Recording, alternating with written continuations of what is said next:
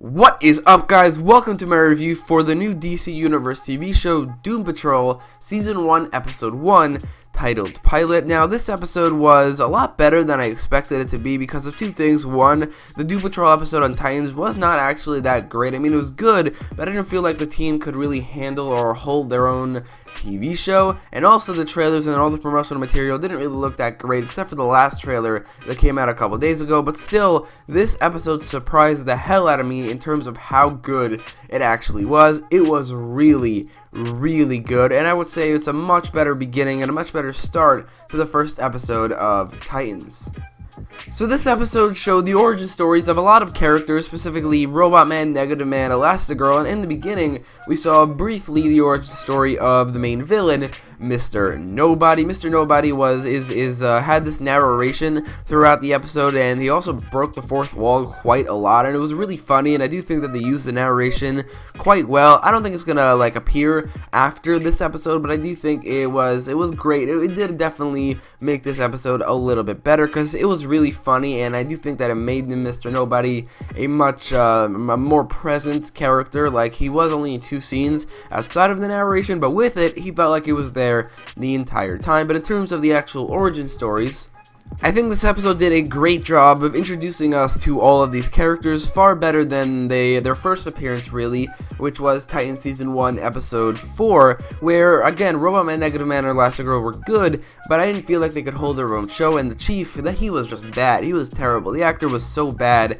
in that role, while here, the Chief is actually really good. I think the actor does a great job in the role. This is, in general, a huge improvement of how they were in Titans. The actual origin stories, especially Robot Man, made these characters so much more sympathetic and so much more three-dimensional than they were before. Robot Man was in the first episode of Titans. Again, I hate to make all these comparisons, but I didn't really like him there. I felt like he was very cheap looking, and he had basically not much of a personality. Here, he was so much better. I mean, his origin story alone made him very sympathetic, very three-dimensional, and also obviously very flawed. But then we see his life a little bit before he became Robot Man, and now that he does, you could obviously very much feel bad for him, and that he has been completely absent from the world for, I think it was 8 years, and now that he is back, he is a Robot Man, which is his name. And I do think that this episode did a pretty great job at all the origin stories, but specifically Robot Man. He felt like the main character of this episode, like the best character in this episode as well. So that's one thing this episode did great, which is all the origin stories, but again, especially Robot Man. But we also got the origin stories for Negative Man, Elastigirl, and as well as the main villain, Mr. Nobody. And all of these origin stories were pretty great. I loved how they edited it into the episode, where it's not like it was a clip show where you show an origin story, an origin story, an origin story, an origin story. It really just fit into the episode very well, where every time they showed an origin story, it was because somebody was asked about that said origin story. The first one we got was Mr. Nobody, where we saw him in the 40s, and he went to a Nazi, and he got this experiment on him, and then it turned him into, I guess, a super powerful, probably all-powerful person who could probably also know that he's in a TV show. As we saw in the narration, he knows he's in a TV show, and I really like that, and I really hope that continues in the show, where it's not just this one episode where he breaks the fourth wall, because again, that was very entertaining, very funny. But that origin story was, again, it was very short, but I do like it quite a lot. It was a great beginning to this episode, a great beginning to the show, because I love the fact that we know who the main villain is of the season already. I mean, compared to Titans, we didn't know who the main villain was until Trigon appeared, spoiler alert, in, I think, the second to last episode of the show. So I think this is so much better, where we know who he is, and he actually appears in the very first episode. For Negative Man and Elastigirl, it's basically what you would expect. They changed and added some things, like Negative Man is apparently gay in when he was still, I forgot his name, but Elastigirl, they made a big point to show that she doesn't like disabled people, or a person he doesn't have one of his arms, and that bothers her a little bit. Obviously, all these people are very flawed, and I like how they did that, because it showed that they were flawed, and they kind of got punished for that, but then they grew as people after that, especially Robot Man, Elastigirl, not really that much in Negative Man, but definitely for Robot Man and Elastigirl. Robot Man kept on cheating on his wife, and then he obviously he got punished for that, if you want to call that a little bit, when he became a robot man, but then obviously he becomes a much better person over the course of this episode. But the same thing is for Elastigirl, and I do like how they did that in this episode. Negative Man's origin stories are not as complex as Robot Man or Elastigirl's, but they definitely were still very interesting, and I liked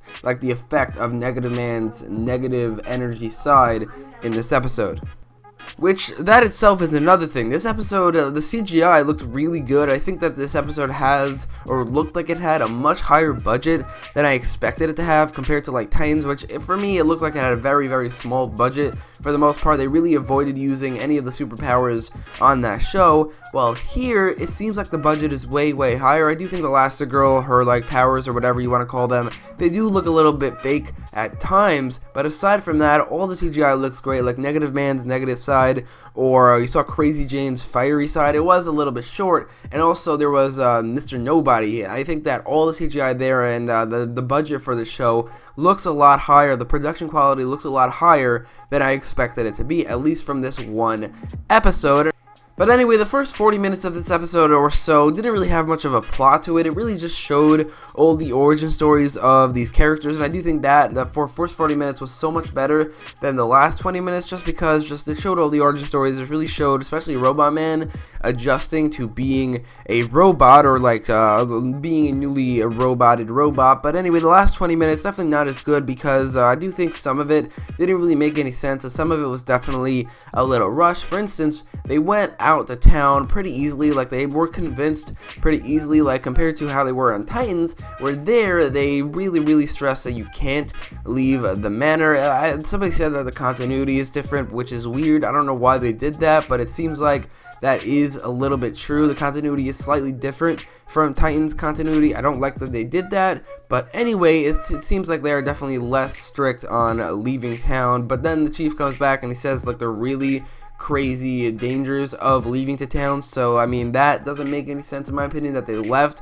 and like they were convinced so easily. But when they were there were a lot of great moments where they talked, and some great moments where they like they showed their struggles being the people they are, and I do like that a lot.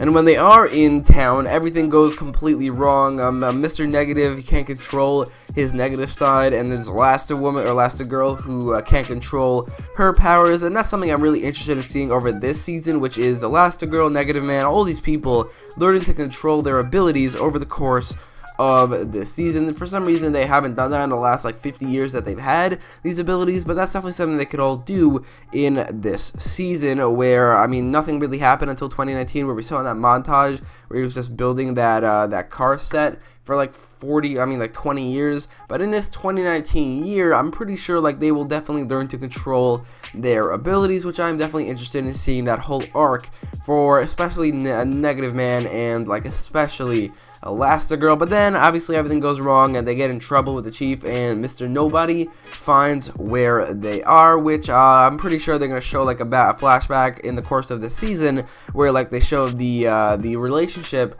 between the Mr. Nobody and the chief, and why the chief and Mr. Nobody like hate each other, I guess.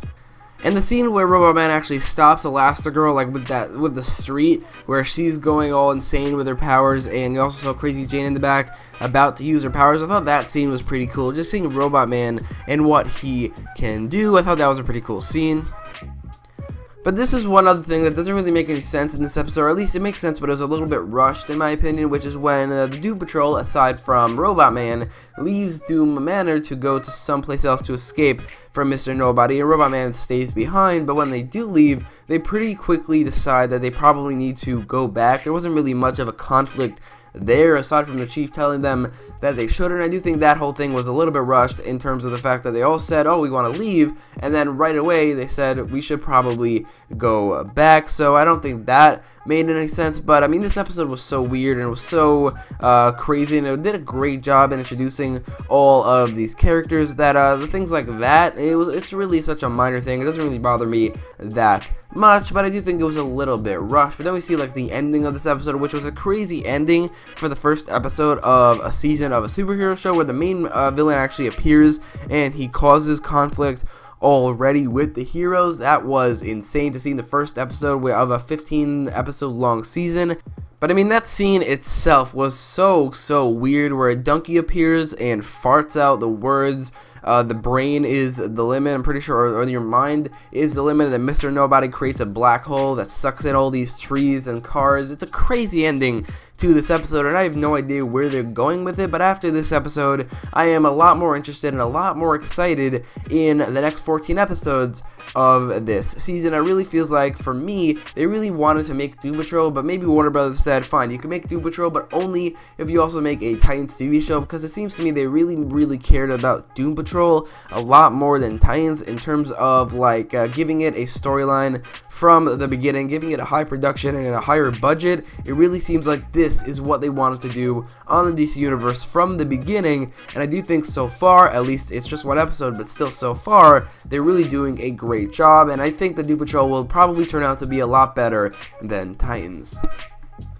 One thing I forgot to mention was the character Crazy Jane, who we have not seen yet on anything. That's the only character that is a new character, really, on the show, aside from Mr. Nobody, although the Chief, really kind of a new character in terms of the fact that he looks completely different, he acts completely different from how he acted on Titans, but really they all act a little bit different from the way they acted on Titans. Crazy Jane herself, I think she's very interesting in terms of her abilities. Like, it's been done before, like a lot of people point out in my video where I went over all the characters who will be appearing on the show. She's very similar to Legion from, which is Professor X's son, which is weird because Professor X is a little bit based off the Chief, or like they are very similar, so that is definitely a crazy connection. But I think that they can do a lot with this character. I'm not really loving her in this one episode, but I do think that her powers are definitely very interesting, where she has 64 different personalities and all of them have their own separate abilities, so I do think that they can do a lot with that. But in conclusion, I do think this is a great start to the season, and I will give it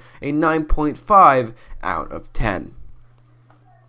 But anyway, let me know your thoughts on the episode in the comments down below, and if you like this video, don't forget to leave a like, share, and subscribe, and thanks for watching.